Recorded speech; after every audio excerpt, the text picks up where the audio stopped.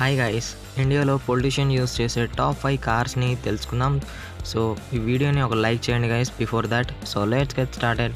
Car number 1 Toyota Innova Crysta. Guys, ఈ Innova Crysta కార్ని మన ఇండియాలో పోలీస్ వాళ్ళు కూడా అండ్ చాలామంది విఐపీస్ పొలిటీషియన్స్ వాడతారనమాట. ఇది ఎక్స్ షోరూమ్ ప్రైస్ వచ్చేసి 20 lakhs నుంచి 26 lakhs లోపు ఉంటుంది. Number 2 Toyota Land cruiser.